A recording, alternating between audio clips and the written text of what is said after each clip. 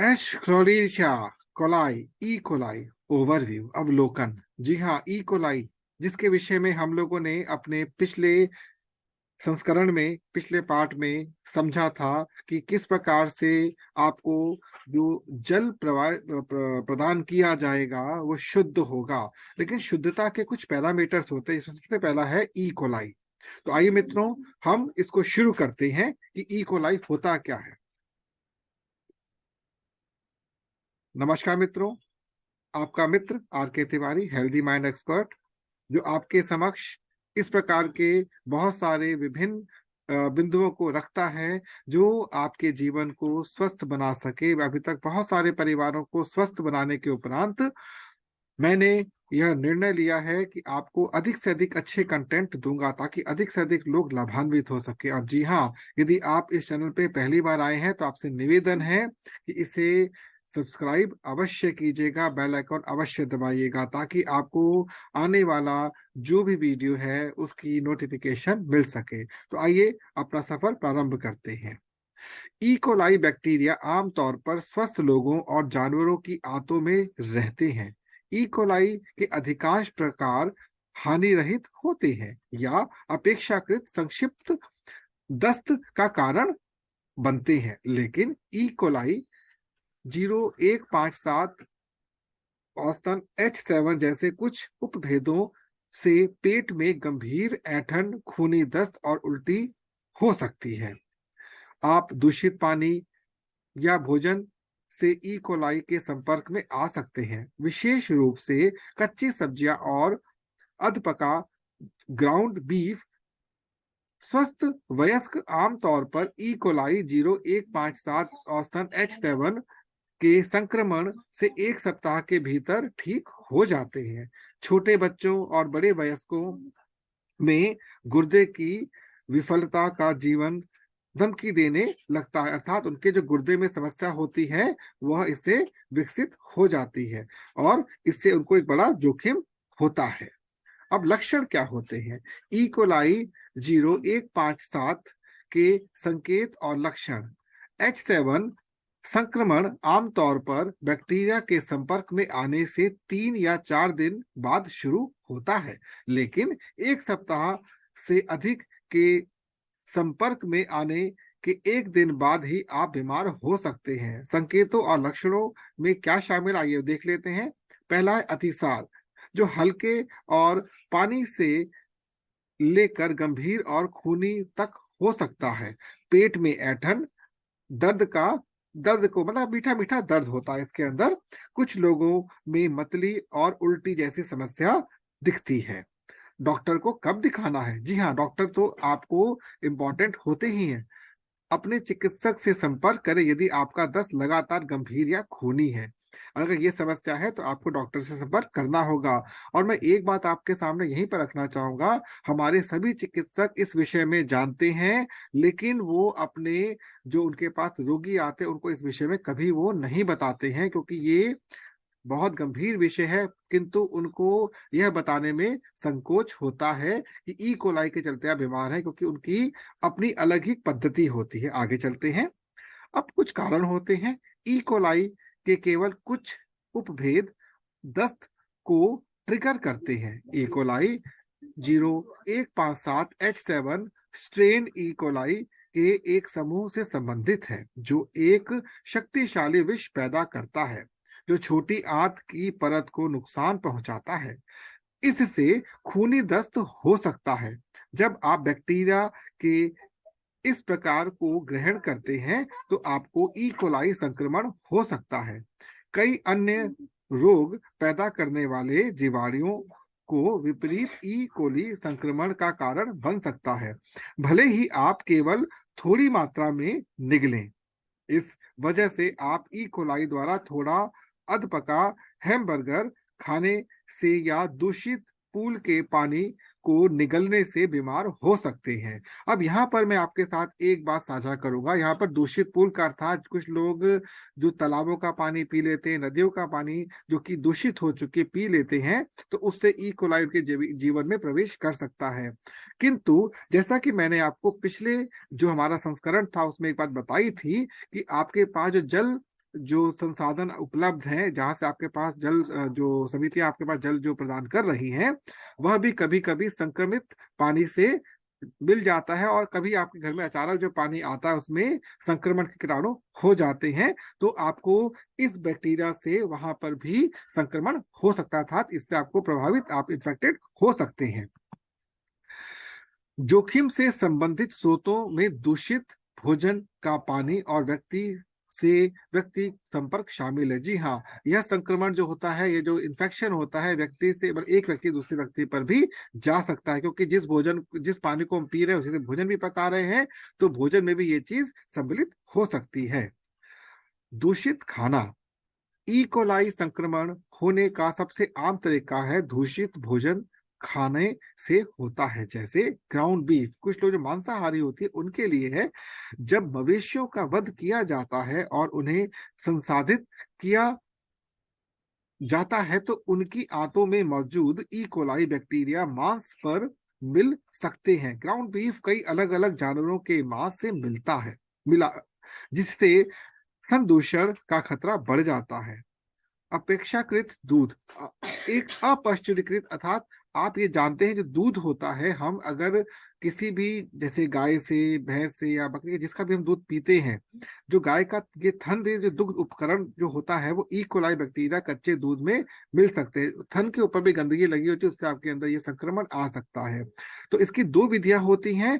एक तो हम जो दूध लेकर आते हैं, अगर आपने, जैसे आपके घर में ग्वाला जो दूध देता है, यदि उस दूध का आप उपयोग करते हैं, तो दूध को लाते ही आपको तुरंत उसको गर्म करना होता है, लगभग 100 डिग्री पर, जिससे ये बैक्टीरिया स्वतः ही समाप्त हो जाता है। लेकिन क्योंकि आजकल हमारे पास जो दूध उपलब्ध होता है वो प्लास्टिक की थैलियों के द्वारा मिलता है, तो क्या होता है कि इसके लिए एक विधि बनाई गई है, पाश्चरीकृत, अर्थात उस विधि के द्वारा दूध को उसके एक ऐसे क्षण तक पहुंचाया जाता है जिससे कि दूध कई दिनों तक खराब नहीं होता है। तो ये दूध ही आपको ग्रहण करना चाहिए।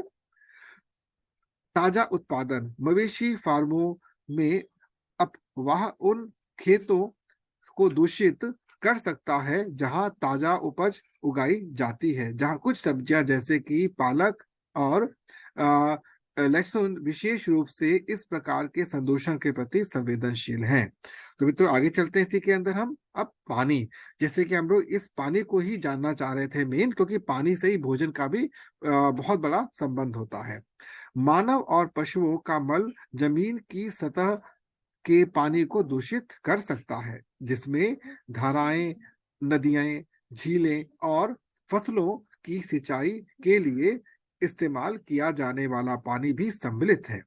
हालांकि सार्वजनिक जल प्रणालियां ई कोलाई को मारने के लिए क्लोरीन, पैराबैंगनी प्रकाश का, ओजोन का उपयोग करती हैं। कुछ ई कोलाई के प्रकोपों को दूषित नगर पालिका जल आपूर्ति से जोड़ा जाता है। जो हमारी नगर पालिका जल हमको देती हैं, वो पहले से ही उनके पास कुछ ऐसे संयंत्र है जिसके माध्यम से वो अधिकांश कीटाणुओं को मारने का प्रयास करती हैं। निजी पानी के कुएं चिंता का एक बड़ा कारण है, क्योंकि आजकल इनकी सफाई ठीक से नहीं हो पा रही, क्योंकि पहले इनका उपयोग ज्यादा होता था, अब कम हो चुका है, तो इनकी सफाई उस स्तर पे नहीं हो पाती, क्योंकि कई लोगों के पास पानी की को कीटाणु रहित करने का कोई तरीका नहीं है। लोग उस पानी को पीने के लिए बाध्य हैं। ग्रामीण जल आपूर्ति के दूषित होने की सबसे अधिक संभावना है। मल से दूषित पूल या झीलों में तैरने के बाद कुछ लोग ई कोलाई से संक्रमित हो जाते थे। आप देखते हैं कि कुछ लोग क्या होता है, तालाबों में अपने मवेशियों को, अपने जानवरों को नहलाते हैं, तो साथ में खुद भी तैरते हैं, तो कभी कभी पानी उनके मुंह में प्रवेश कर जाता है, जिससे उनके अंदर संक्रमण अर्थात इन्फेक्शन हो सकता है। व्यक्तिगत संपर्क, जैसे पहले बताया था मैंने आपको, ई कोलाई बैक्टीरिया आसानी से एक व्यक्ति से दूसरे व्यक्ति में जा सकता है, क्योंकि इन्फेक्टेड डिजीज होती है ये। खासकर जब संक्रमित वयस्क और बच्चे अपने हाथ ठीक से नहीं धोते हैं, ई कोलाई संक्रमण वाले छोटे बच्चों के परिवार के सदस्यों को विशेष रूप से स्वयं इसके होने की संभावना होती है।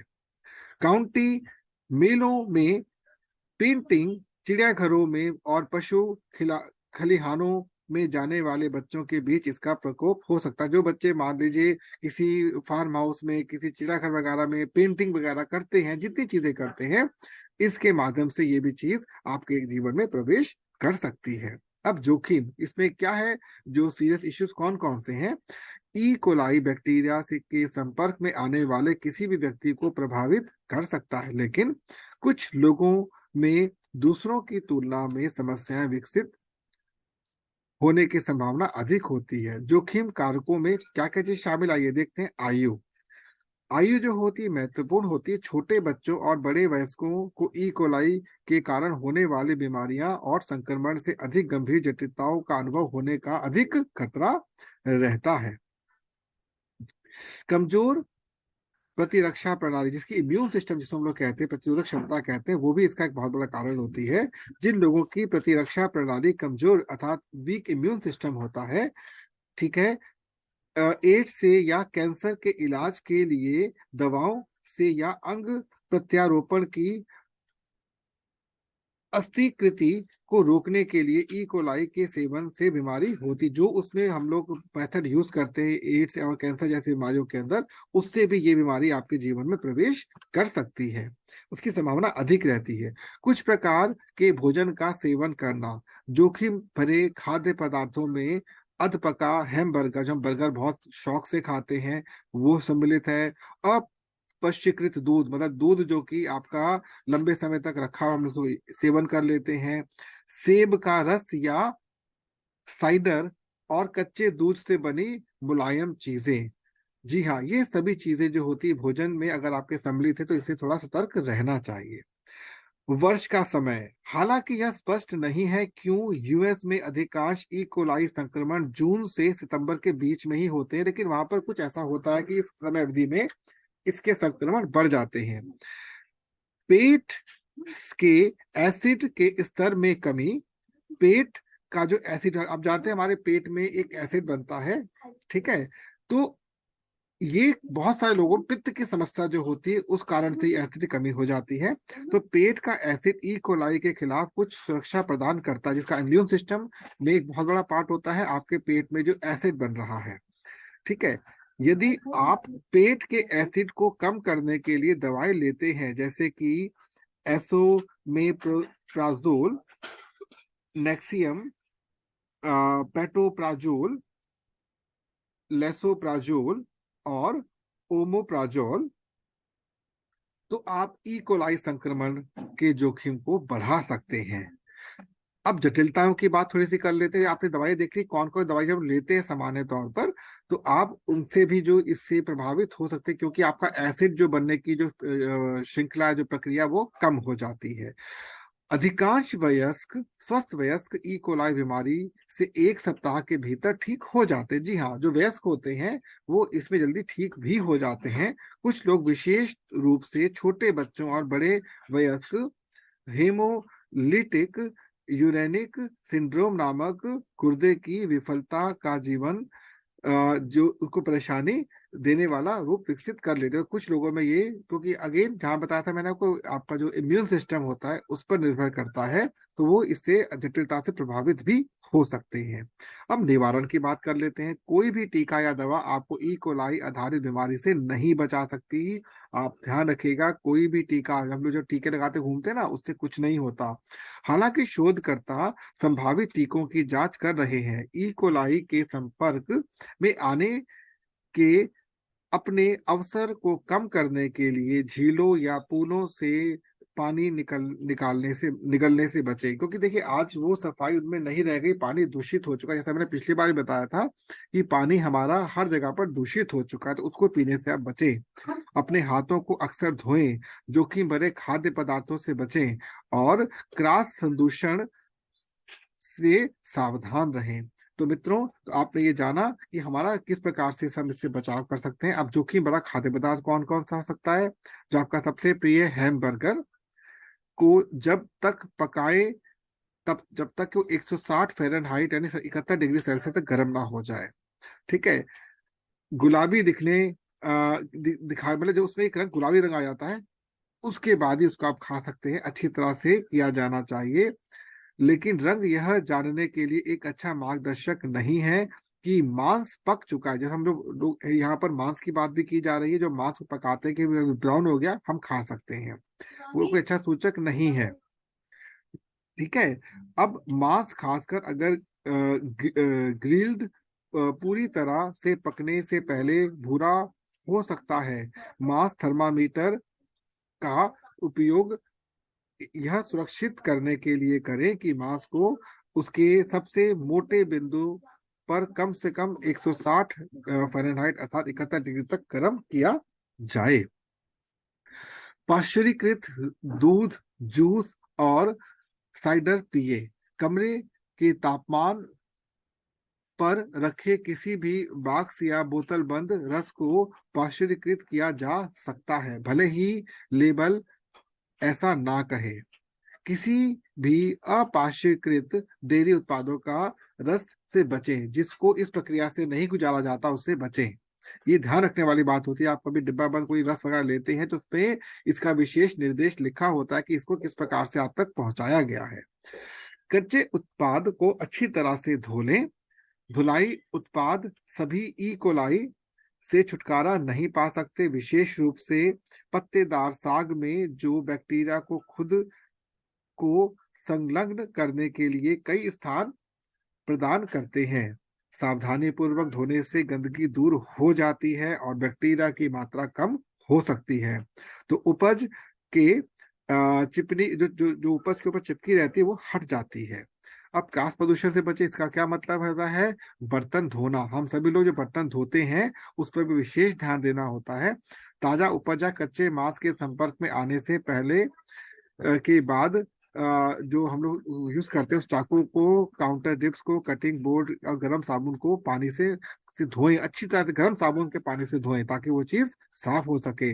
कच्चे खाने को अलग रखें। इसमें कच्चे मांस और सब्जियां और फलों जैसे खाद्य पदार्थों के लिए अलग अलग कटिंग बोर्ड का उपयोग करना सम्मिलित है। पके हुए हैमबर्गर यानी यहाँ पे मांस समझ लीजिए आप, को कभी भी उसी प्लेट में ना रखें जिसका इस्तेमाल आपने कच्चे प्लीज मतलब जो प्लेट होती है उसमें किया था। हम लोग क्या करते हैं, कभी कभी जैसे जो मांसाहारी लोग होते हैं, ये खाना भी जो होता है हमने जहाँ रखा तो छोड़ दिया तो वहां बैक्टीरिया पैदा होने शुरू हो जाते हैं। उसको आप किसी स्वच्छ बर्तन में पलट कर रखें। अपने हाथ धोएं। जी हाँ, हाथ को धोना अत्यंत आवश्यक होता है क्योंकि आज संक्रमण हर जगह बहुत ज्यादा है। तो अपने हाथ को किसी अच्छे साबुन से अच्छा अथवा जो आपकी जो हाथ धोने के सामान से धोएं। खाना बनाने या खाने के बाद बाथरूम या का उपयोग करने या डायघर डायपर बदलने के बाद अपने हाथ को अवश्य धोएं। सुनिश्चित करें कि बच्चे खाने से पहले, बाथरूम का उपयोग करने के बाद और जानवरों से संपर्क में आने के बाद हाथ धोएं। कच्चे खाने को अलग रखें। तो मित्रों, आपने यह जो हमारा जो अध्याय देखा जिसमें मैंने एक प्रयास किया कि आपको ई कोलाई को संक्षिप्त में पूरे रूप से बताया जा सके, लेकिन यहाँ पर आपके साथ में एक बात अवश्य साझा करूंगा। जो हाँ मित्रों, तो जैसा मैंने आपको ई कोलाई के विषय में बहुत कुछ बता दिया है, पर अब मैं आपको पुनः उसी बात को दोहराऊंगा कि हमारे पास भारत सरकार की जो संस्थान है BARC, जो बिहार में कार्यरत है, उसके द्वारा उपलब्ध तकनीक, जिससे हम लोगों ने आपके लिए एक ऐसा उपकरण बनाया है जो बिना बिजली एवं पानी की बर्बादी के, जो आपके पास सामान्य जल बोर्ड का जो पानी आता है उसे आप ले सकते हैं, जिसमें 99.99% ई कोलाई मुक्त आपको जल प्रदान किया जाता है। जो सामान्य आपका घर पे जो संयंत्र लगा हुआ उसकी तरह ही, परंतु उससे एडवांस, ये बदलते हुए युग का संयंत्र है। तो मित्रों, यह WHO और BIS अनुरूप पानी आपको शुद्धिकरण यंत्र के द्वारा देता है और भारत सरकार ने आपके लिए इसे विशेष तौर पर तैयार किया है ताकि आने वाले समय जो पानी धीरे धीरे खत्म होता जा रहा है आप उसका उपयोग कर सके। इसकी सबसे बड़ी विशेषता मित्रों ये है कि यह संयंत्र जो है, अगर मान लीजिए आपके जो घर के अंदर पानी आता है, किसी कारणवश उसमें सीवेज का पानी भी मिल जाता है, तो उसको भी ये इसी आधार पे मतलब 99.99% ई कोलाई फ्री करके आपको देगा। तो मैं आशा करता हूं मित्रों आपको आज का यह जो हमारा ई कोलाई का विश्लेषण था अच्छा लगा होगा। तो अगर आपको यह विश्लेषण अच्छा लगा है तो मैं आपसे निवेदन करूंगा कि इस चैनल को भी सब्सक्राइब कीजिएगा और इसको कंटेंट को अधिक से अधिक लोगों से शेयर कीजिएगा। और आपको यहाँ पर मैं एक बार बताना चाहूंगा कि यदि आप इस संयंत्र का उपयोग करते हैं या लोगों को इसके विषय में बताते हैं, तो हम आपको एक नए प्रकार से धन से लाभान्वित भी करेंगे। वह किस प्रकार से, तो उसके लिए आपको डिस्क्रिप्शन में दिए हुए फॉर्म को भरना होगा, या आप लिंक पर जाकर इसका डिटेल्ड स्टडी कर सकते हैं। तो मित्रों, बहुत बहुत धन्यवाद, आपने समय दिया। मिलते हैं अगले एक नए विशेष पानी के विकल्प के साथ। नमस्कार।